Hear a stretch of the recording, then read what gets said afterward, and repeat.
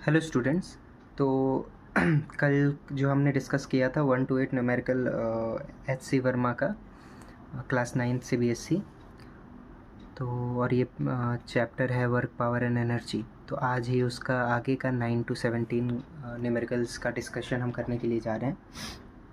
जैसे कि अब वीडियो स्टार्ट हो रहा है तो पहला नंबर क्वेश्चन है, a ball of mass 0.5 kg is dropped from a height, find the work done by its weight in 1 second after the ball is dropped.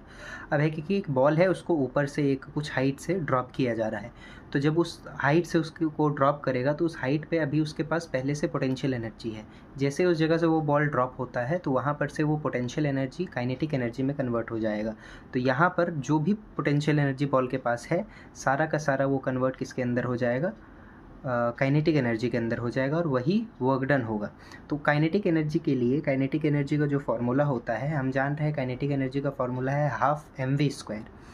तो kinetic energy is equal to half mv²। तो यहाँ पर v का हमको value नहीं मालूम है, पर यहाँ लिखा हुआ है 1 सेकेंड। तो इस 1 सेकेंड को लेकर के हम पहले v का वैल्यू निकाल लेंगे, जो वेलोसिटी होगा उस बॉडी का 1 सेकेंड के बाद।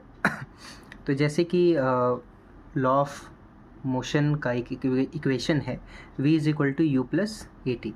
यहाँ से t हमको पता है, u तो 0 होगा क्योंकि बॉल को ड्रॉप किया गया है, तो वो वैल्यू रखते हैं। तो u इज़ इक्वल टू 0 और a का value acceleration due to gravity 9.8। तो यहाँ से जो v आ रहा है, v का वैल्यू आ जा रहा है 9.8 मीटर पर सेकेंड। अब इस v के वैल्यू को इस जगह पे हम सब्सटीट्यूट करेंगे, half into m into v², 9.8 into 9.8। इसको सॉल्व कर लिया जाएगा और हमारा ये काइनेटिक एनर्जी का आंसर हो जाएगा। तो यहाँ पर जो वैल्यू आ रहा है वो है 24.01 जूल, जो कि लगभग 24 जूल्स के बराबर है। अब हम नेक्स्ट क्वेश्चन देख रहे हैं, question number 10। A ball of mass 1 kg is dropped from a height of 5 meter. Find the kinetic energy of the ball just before it reaches the ground. तो यहाँ पर भी पोटेंशियल एनर्जी कन्वर्ट हो जाएगा किसके अंदर, काइनेटिक एनर्जी के अंदर।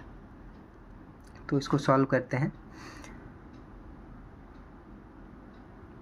तो सबसे पहले potential energy is equal to है m into g into H.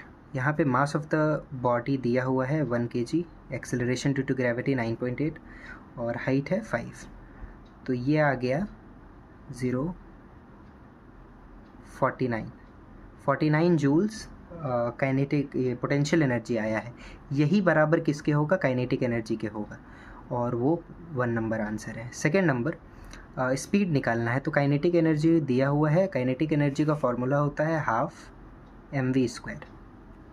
अब यहाँ पे काइनेटिक एनर्जी गिवन है 49 और वैल्यूज़ हम सब्सटीट्यूट कर रहे हैं। मास का वैल्यू है 1, वेलोसिटी v²।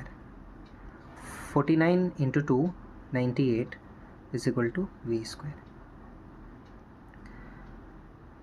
अब ये 98 रूट में चला जाएगा और जो वैल्यू हमारा आएगा 7 इंटू 7 इंटू 2,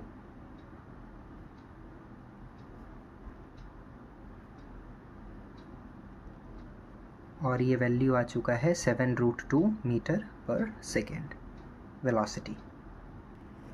अब हम नेक्स्ट क्वेश्चन की तरफ बढ़ रहे हैं।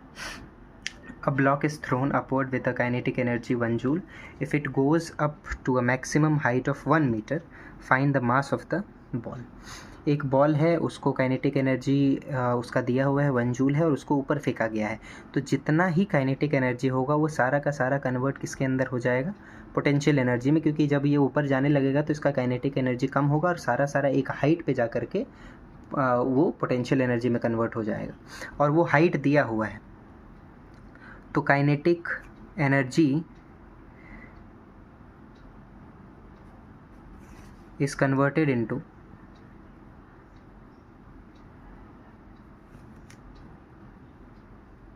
Potential energy. तो potential energy is equal to हो गया 1 जूल, और पोटेंशियल एनर्जी के लिए mgh इक्वल टू 1। अब मास हमको निकालना है, एक्सेलरेशन ड्यू टू ग्रेविटी 9.8 है और हाइट दिया हुआ है 1 मीटर। तो यहाँ से जो मास आ रहा है वो आ जा रहा है 1/9.8 kg। Next question number 12। Cycle together with its rider weighs 100 kg. How much work is needed to set it in a motion at 3 meter per second? तो एक साइकिल है और उसके ऊपर उसका राइडर है, दोनों को मिला के 100 kg उसका वज़न है। How much work is needed to set it in a motion at 3 metre per second. तो देखते हैं इस क्वेश्चन को। इसमें मास दे दिया है 100 kg और उसका वेलोसिटी दिया हुआ है 3 मीटर पर सेकेंड। अब हमको निकालना है इसका क्या एनर्जी है। How much work is needed मतलब एनर्जी हो गया एक तरह से काइनेटिक एनर्जी, वो इक्वल टू है 1/2 mv²। 1/2 into mass 100 kg into 3 square, 1/2 into 100 into 9, 2 से 50 टाइम्स 9 5 से 45, 450 जूल्स। इतना ही वर्क होगा, इतना ही काइनेटिक एनर्जी है। नेक्स्ट क्वेश्चन की तरफ बढ़ते हैं। क्वेश्चन नंबर 13 है a man performs 120 joules of work in 6 seconds, calculate the power. तो पावर निकालना है। तो पावर का जो फॉर्मूला है, पावर इज इक्वल टू होता है वर्क अपॉन टाइम। अब इस वर्क को लिखा हुआ है, वर्क दिया हुआ है 120 बाय टाइम दे दिया है 6 seconds.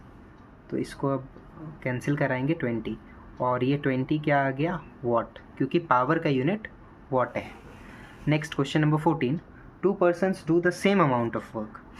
The first person does in 10 second. एक ए है पर्सन, ये टाइम जो ले रहा है ये ले रहा है 10 सेकेंड्स, और एक बी है दूसरा पर्सन, वो ले रहा है टाइम 20 सेकेंड।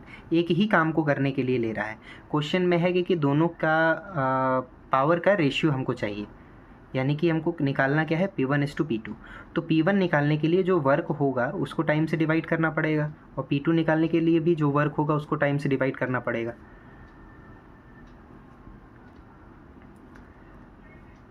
तो अब जो वर्क है दोनों में तो वर्क सेम हो रहा है, तो वर्क को W रहने देते हैं और टाइम को यहाँ पे 10 दिया हुआ है। इधर से P2 आ रहा है, वर्क सेम है, टाइम है 20। फर्दर अब दोनों का हमको रेशियो चाहिए P1/P2, W/10 divided by W/20, W/10 into 20/W। जो रेशियो निकल के आ रहा है वो आ रहा है 2:1। बढ़ते हैं नेक्स्ट क्वेश्चन की तरफ। क्वेश्चन नंबर 15 है how much work is done at a rate of 40 watt in 40 second. तो कितना काम किया जा रहा है। पावर का जो फॉर्मूला है work per unit time. Power दे दिया है 40, वर्क निकालना है और यहाँ पे है 40, क्रॉस मल्टीप्लिकेशन होगा 1600 joules of work is done. Next question number 16. 100 watt electric bulb is used for 5 hours. How much energy is consumed by the bulb? कितना एनर्जी ये बल्ब कंज्यूम करेगा। तो यहाँ पर से जो पावर दिया हुआ है वो दिया है 100 वाट। सबसे पहला काम है हमको इसको किलोवाट में कन्वर्ट करना है। इसको 1000 से डिवाइड कर लेंगे, ये आ गया 0.1 किलोवाट। टाइम दे दिया है 5 आवर्स। जो एनर्जी कंज्यूम्ड होगा वो इक्वल टू है पावर इंटू टाइम, 0.1 इंटू 5, ये हो गया 0.5 किलोवाट आवर। यही रहा energy. Next question. 1000 watt heater is used for 1 hour every day for 30 days. Find the cost of electricity if the rate is 3 rupees per unit. तो एक 1000 वाट का heater है और हर दिन वो 1 घंटा यूज़ होता है। तो अगर एक दिन में इन 1 डे अगर एक दिन में वो 1 घंटा यूज़ हो रहा है तो 30 दिन में कितना यूज़ होगा, 30 घंटा है। और 1 घंटा यूज़ होने पे जो उसका कैपेसिटी वो जो पावर है 1000 वाट है, तो वो 30 घंटे में कितना करेगा। अगर 1 घंटे में ये इतना कर रहा है तो 30 घंटे में कितना करेगा, तो जो पावर दिया हुआ है वो दिया है 1000 वाट। इसको हम पहले किलोवाट में कन्वर्ट कर लेते हैं। ये आ गया 1 किलोवाट। तो 30 घंटे में कितना होगा energy consumed? Energy consumed in 30 hours, ये इक्वल टू हो जाएगा 30 इंटू 1, 30 किलोवाट आवर।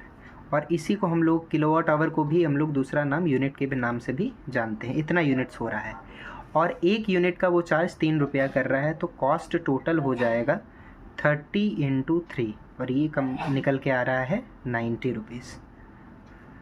तो ये था पूरा सॉल्यूशन एच.सी. वर्मा का न्यूमेरिकल का क्लास 9th का वर्क, पावर एंड एनर्जी।